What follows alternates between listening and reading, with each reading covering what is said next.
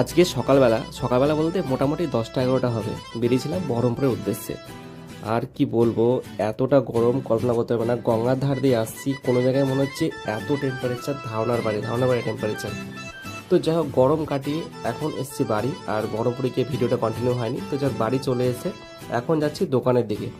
কারণ বিকেল হয়ে গেছে, দোকান খুলতে হবে, দোকান যাওয়া আসা এটাই কাজ। এটাকে অনেক ভিডিওতে আমি বলেছি। তো যারা এখন দোকানের মধ্যে রয়েছি, দোকানে সেভাবে কাস্টমার ছিল না আর কি, ওই জন্য চলো একটু ভিডিওটা করা যেতে পারে। তো তারপর গেলাম একটু দোকানের বাইরে চা খেতে।